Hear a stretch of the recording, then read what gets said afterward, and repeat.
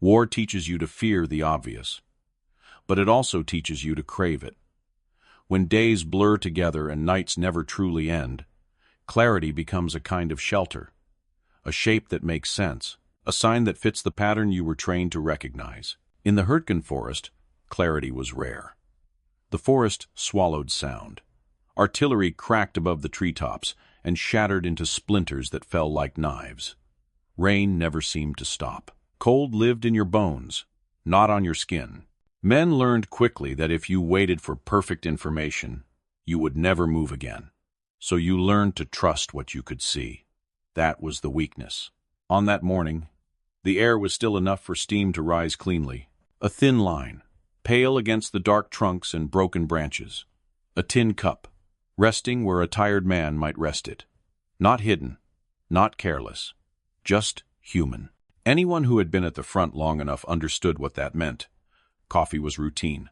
Routine meant normal. Normal meant safe enough. This wasn't recklessness. It was discipline doing exactly what it was designed to do. The German observer did not rush because trained soldiers do not rush. He watched. He measured. He waited. Time does something dangerous when you let it stretch. It doesn't just confirm what you see. It convinces you that nothing else exists. After enough minutes, the cup stopped being an object. It became a conclusion. There had to be a man below it. There had to be warmth in his hands. There had to be a body where bodies always were. And once your mind accepts that story, it stops asking questions. This is where most men misunderstand what happened next. They imagine a duel of skill. 2 rifles, 2 sharp eyes, 1 mistake. That isn't what this was. The shot that followed was not the result of arrogance or sloppiness. It was the result of certainty. The observer fired exactly where his training told him to fire, exactly where a soldier should have been. The bullet struck bark and air, and in the same instant, another round fired from a direction that never entered his calculations ended his life. No warning, no correction, no second chance. Somewhere in the trees, far enough away to feel separate from the scene, another man watched it happen. He did not rush forward. He did not celebrate. He did not even linger on the body. He wrote, "Those who never fought imagine killing as a moment. Those who did know it is usually a process. Time, distance, angle, not trophies, variables." This was not improvisation. It was preparation, meeting predictability. The cup was still steaming. And that was the point. In the hours that followed, the same pattern repeated itself. Not because it was clever, but because it was inevitable. Once a mind locks onto something that makes sense, it ignores everything that does not. Another man spotted the steam. Another man waited long enough to be certain. Another man aimed where experience told him a body belonged. Another entry appeared in the notebook. War rewards repetition when the enemy refuses to change. The forest did the rest. Visibility was short. Movement was exhausting. Sound was meaningless under constant artillery. Men learned to focus hard on single details because the alternative was overload. Under those conditions, fixation feels like control, and fixation kills. By the end of that first day, the truth had not yet spread, because truth in war moves slowly. Reports were delayed. Radios failed. Units rotated. Deaths were attributed to bad luck, or unseen snipers, or the forest itself. No one yet understood that the danger was not where they were looking. They were still searching for a hidden enemy. They did not consider the possibility that the enemy wanted to be seen. This is where doctrine becomes a trap. Every army trains its soldiers to identify threats quickly, to reduce chaos into manageable decisions. You are taught that hesitation is deadly, that once you confirm a target, you must act. Those lessons save lives until someone learns how to stand just outside them. The man in the forest understood something most soldiers never articulate, even after surviving a war. You don't defeat an enemy by breaking his rules. You defeat him by letting him follow them perfectly. The cup was not bait for the body. It was bait for the habit. Each time a soldier committed to that habit, the outcome was already decided. Not because the shot was difficult, but because it was predictable. By nightfall, the forest had taken more lives. By morning, it would take more still. And the men moving through those trees would continue to tell themselves the same quiet lie. This time, I know what I'm seeing. They did not yet realize that knowing was the most dangerous thing they could feel. Every soldier carries two weapons into battle. One is made of steel and wood. The other is built long before the war begins. Training does not simply teach you how to shoot. It teaches you what matters and what does not, what deserves attention, what can be ignored. That second weapon is invisible, and it is far more dangerous. German snipers in 1944 were not careless men. They were disciplined, patient, methodical. They were taught to observe longer than others, to wait until the picture made sense, to fire only when certainty replaced doubt. That training had saved their lives many times before. In the forest, it betrayed them. A steaming cup was not just an object. It was a signal that fit perfectly inside their mental map of the battlefield. It suggested fatigue, routine, a moment of human weakness. And doctrine loves moments like that.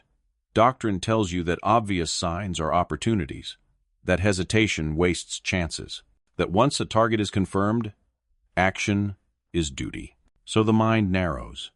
You stop scanning the edges. You stop questioning angles that don't fit the story you've already accepted. Your world collapses into a single, sensible point. This is not tunnel vision born of panic. It is tunnel vision born of confidence. That distinction matters, because panic makes men sloppy.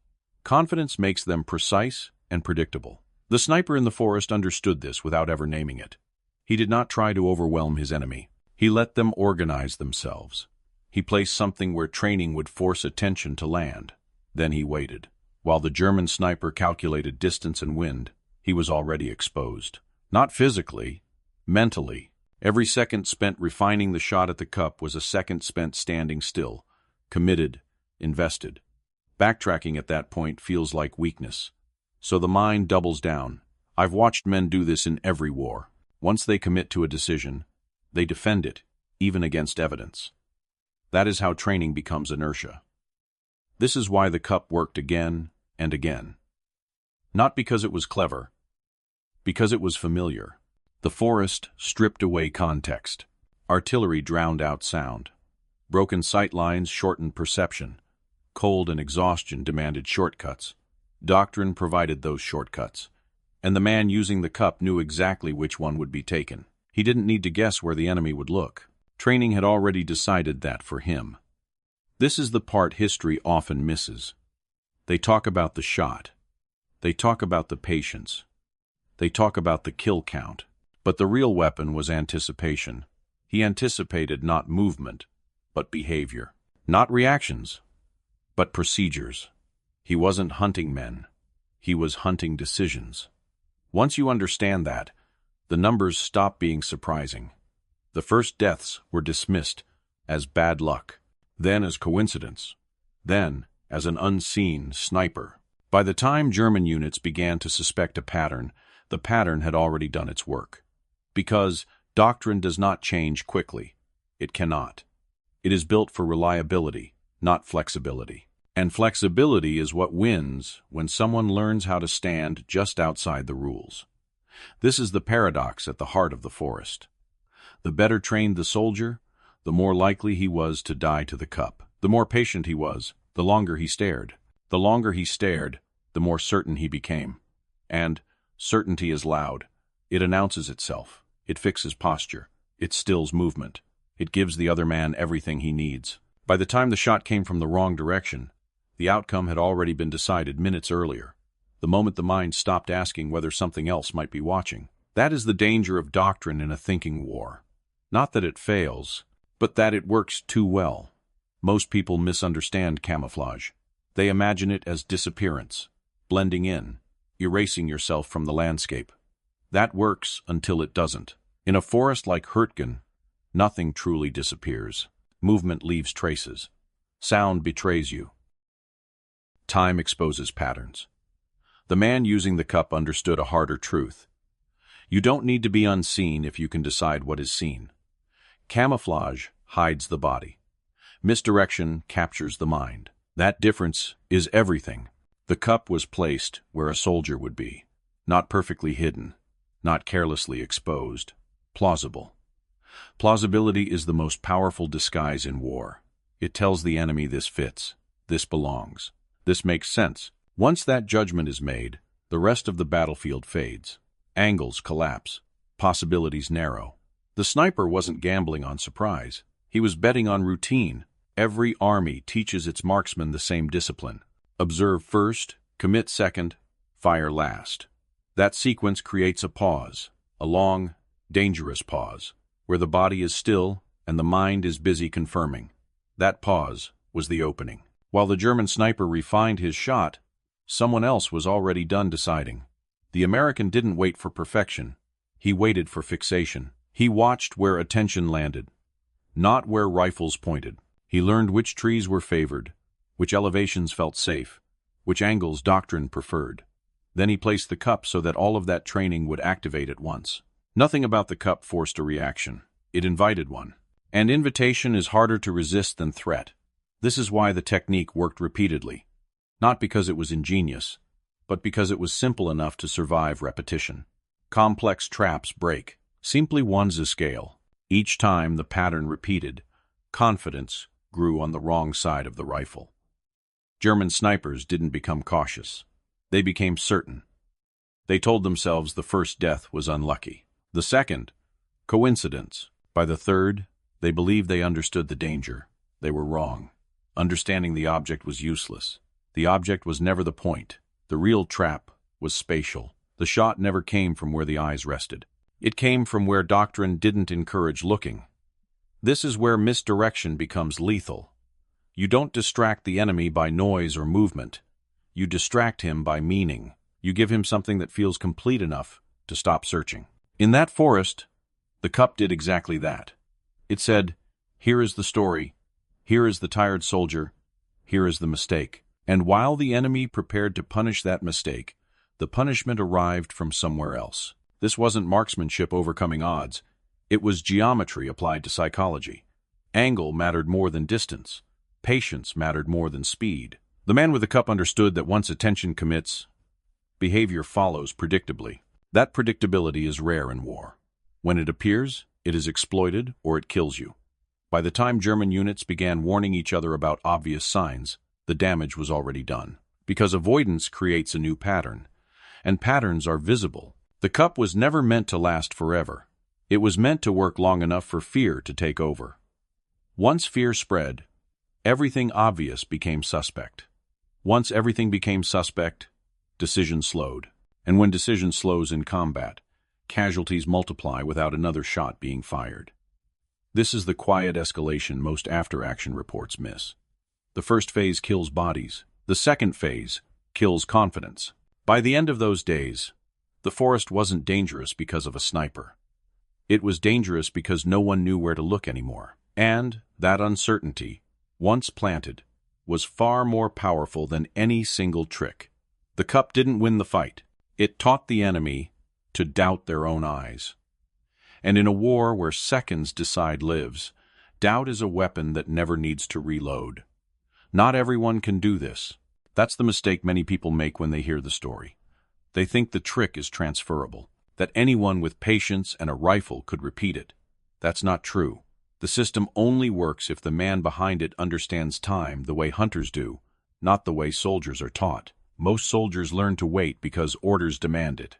Hunters learn to wait because hunger does. There is a difference. The man in the forest had learned patience long before he learned doctrine. He learned it in places where missing a shot meant losing the animal in the day, and rushing meant going home empty-handed. In those places, you don't stalk movement, you shape it. You make the animal come to you by letting it believe the field is safe. That mindset never left him. When the war came, he didn't discard training. He put it inside a larger frame. He watched how soldiers behaved when they thought no one was watching, how they moved when they believed they had time, how their discipline expressed itself under stress. And he noticed something most men overlook. Training creates rhythm. Men stop where they are taught to stop. They look where they are taught to look. They choose positions that feel correct, not necessarily safe. Once you see that rhythm, you can predict it. That is what separated him from other snipers in the forest. Many were good shots. Some were excellent. Few thought in systems. He treated the battlefield like a living map, not a static one. He tracked patterns, not people, responses, not targets. Every kill added information. Every reaction revealed preference. He wrote those preferences down, not to count, but to refine. When he placed the cup, he wasn't improvising. He was testing. When a German sniper took longer to fire, he learned something. When another rushed the shot, he learned something else. Experience didn't make him reckless. It made him selective. He didn't shoot often. He shot when the outcome was already decided. That kind of discipline is rare in war. Most men measure success by action. He measured it by restraint. This is also why he didn't cling to the cup as a fetish. Once the enemy began to hesitate, he changed. Once hesitation appeared, the system evolved. That adaptability mattered more than the original idea. A trick dies the moment it becomes known. A method survives by changing shape. What made him dangerous was not creativity alone. It was the ability to abandon his own ideas the instant they stopped working. That is harder than inventing something new. By the fourth day, the forest was no longer teaching him. It was reacting to him. German movements shifted. Observation times changed. Angles of approach varied. He noticed immediately. And instead of forcing the old pattern, he adjusted the question. What do they expect now? That question, asked honestly and repeatedly, is the mark of a professional. This is why attempts to copy his success later produced mixed results. Men copied the object. They copied the placement. They copied the waiting. They did not copy the thinking. They waited without watching behavior. They set decoys without understanding why a position attracted attention in the first place. Without that understanding, the system collapses. The forest rewards those who listen. He listened. By the time German counter-sniper teams began to appear, he was already operating one step ahead of what they believed he was. Because he wasn't reacting to their movements. He was reacting to their expectations.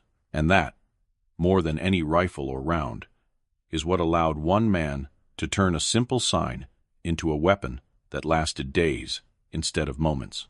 Some places changed the rules of war without ever firing a shot. The Hürtgen Forest was one of them. On maps, it looked like terrain. On the ground, it behaved like a machine. The trees were too tall, too close. Their canopies trapped explosions and turned artillery into rainstorms of wood and steel. Sound lost direction. Distance lost meaning.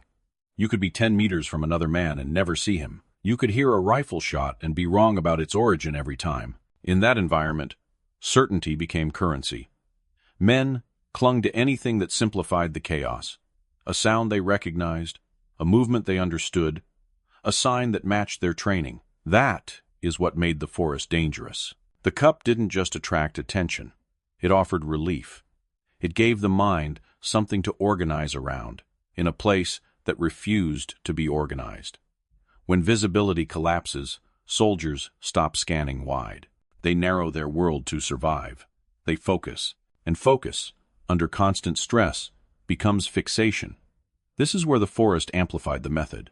Every shot fired inside the Hürtgen was swallowed by noise. Artillery masked rifle reports. Echoes bounced between trunks and ridges. A man could die, and the reason would remain ambiguous. Ambiguity feeds denial. German units didn't see a pattern at first. They saw accidents, bad luck, a sniper somewhere out there. The forest made every explanation plausible. And because explanations were unclear, behavior didn't change. Men still needed something to look at, something to aim at, something to end the waiting. So when the cup appeared again, it felt familiar, almost reassuring, not because it was safe, but because it was understandable. This is how environments shape decisions. The Hürtgen stripped away long sightlines and replaced them with moments, seconds where something made sense before vanishing again. Those seconds were deadly. Each death didn't just remove a man. It added weight to the silence. Men began to feel watched without knowing from where. They hesitated longer. They argued quietly with themselves before committing. And hesitation, in a forest like this, spreads faster than fear. Rumors moved faster than reports. A ghost, a trick, a sniper who wasn't where he should be. None of those words were precise. All of them were corrosive. Because precision is comforting. Vagueness is not.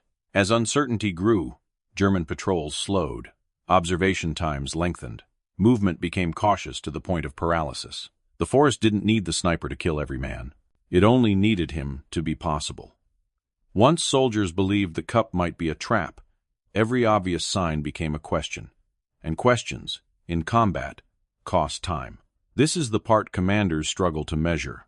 The kills mattered, but the delay mattered more. A patrol that doesn't advance. An observer who waits too long. A unit that avoids an area because it feels wrong. Those decisions don't show up as casualties. They show up as missed opportunities. By the 5th day, the Hürtgen was no longer just a place where men died. It was a place where decisions failed, and that failure was contagious. The forest had taken a method designed for individuals and turned it into a pressure that bent entire formations. Not through force, through doubt. The cup no longer needed steam to work. Its reputation was enough. That is when a tactic becomes something else. Not a trick, not a weapon, a presence. Fear changes behavior, but it does not create understanding. By the 6th day, German commanders no longer believed they were facing bad luck. They believed they were being hunted, and hunting demands a response. Orders changed. Warnings circulated. Snipers were told to distrust obvious signs, to wait longer, to scan wider. A counter-sniper team was formed, not to chase rumors, but to end them. This was the moment the forest stopped being a one-sided lesson. Experienced men entered the sector. Men who had survived other fronts. Men who knew what deception looked like. They did not rush toward the cup. They watched the forest itself. This was dangerous, because for the first time, the American was no longer exploiting ignorance. He was facing intelligence. The waiting grew longer. The angles shifted. The easy kills disappeared. Many hunters fail here. They fall in love with the thing that worked. They keep repeating it long after the environment has changed. He did not. The cup remained, but it was no longer the center of the story. That distinction matters.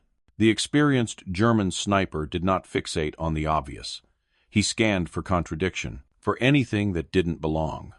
And for a long time, he found nothing. This was a man who understood patience, which meant the old method, waiting for fixation, would no longer be enough. So the American changed the question. Not where will he look, but what will pull his attention away from looking everywhere. He didn't add complexity. He added context. A slight movement in brush that suggested discomfort. A sound that implied adjustment. Something just plausible enough to feel accidental. The human brain is not built to hold infinite possibilities at once. Even the best soldiers must prioritize. For a moment, just a moment, attention shifted. That was all it took. The shot that followed wasn't rushed. It wasn't desperate. It was clinical. The German sniper never fired. That mattered more than the kill itself, because it proved the system still worked. Not because of the cup, but because of adaptability. The Germans withdrew, carrying their dead. They had found the ghost and lost to it. This kill changed the tone of the forest. Until then, the sniper had been a threat. Now he was a message that experience alone was not enough. That patience could be turned against itself. From that point on, German units behaved differently. They avoided confrontation instead of seeking it. They delayed engagement. They waited for certainty that never arrived. And waiting, in a contested forest, is surrender by inches. The American understood what that withdrawal meant. He did not pursue. He did not press his advantage. He let the story grow, because fear travels faster when it is not chased. By the time German forces reorganized, the damage was already systemic. They were no longer asking, "Where is he?" They were asking, "What is real?" That question has no clean answer in war. And once a unit begins asking it, every decision becomes heavier, every movement slower, every obvious sign more dangerous than the last. This was no longer about kills. It was about control, the control of attention, the control of time, the control of choice. And the forest, already hostile, did the rest.